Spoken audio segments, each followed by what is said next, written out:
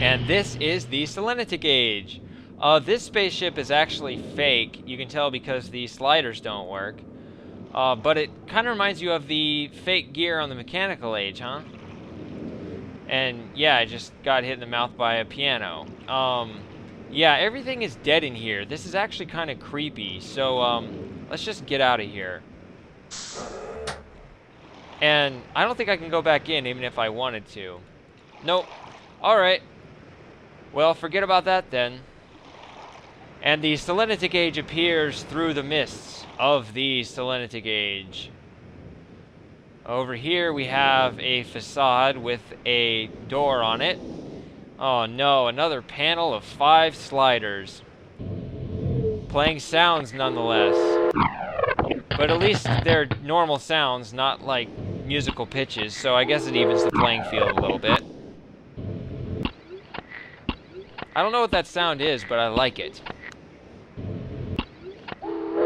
Oh, but I guess if you're completely deaf, then your journey pretty much ends here because you can't even count half steps anymore.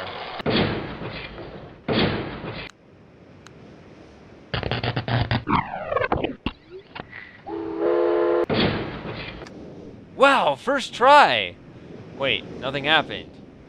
Oh well, I guess we'll just come back when we figure out that combination. We got several options on which way we want to go right now. Let's go back here first. Does this bridge look at all necessary to you? I mean, I don't know. The ground works just fine, thanks. Whatever. Over here we have a grassy hill with some trees.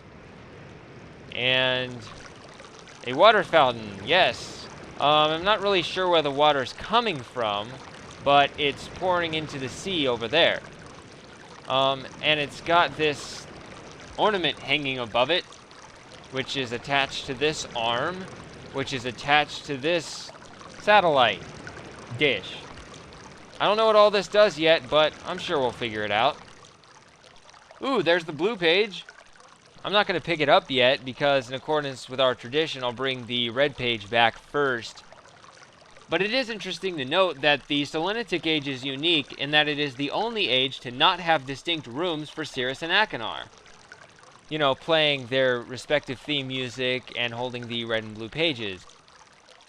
So here they're just hanging out in the open. I mean, I guess if you falsely associate water with the color blue, then it makes sense, but I don't know.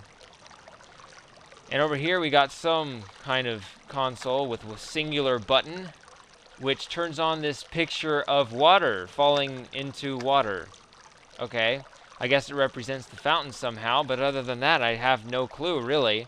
It turns on this light here. I guess that's interesting. I don't know. And it also made the sky pink. Well, no, that's just the weather. That's just the day, the real-time aspect of Myst. I seem to have hit an invisible barrier here. I don't really know why exactly.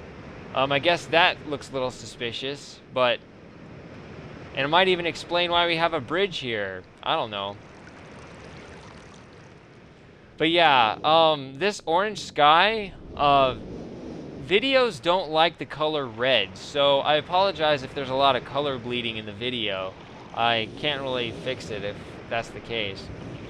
So where do these up and down stairs lead?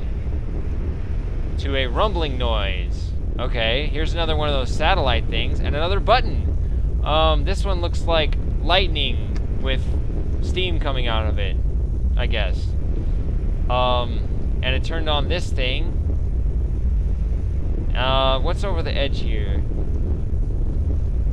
Ah, we got lava. Let's see if I can get a better view of it.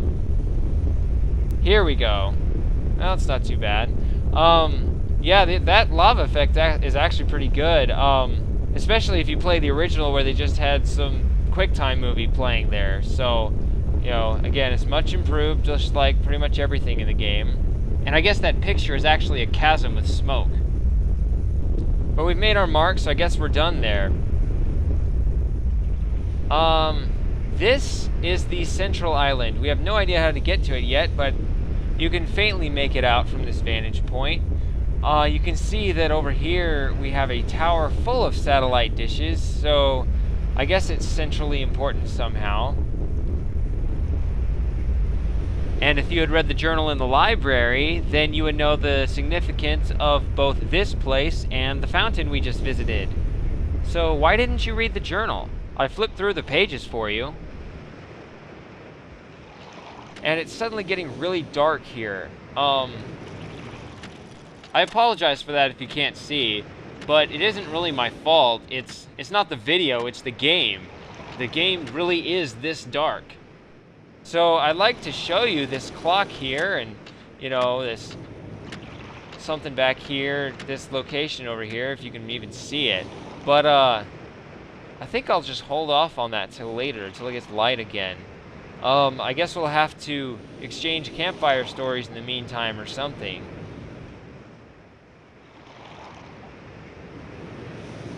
Gee, it sure is boring around here.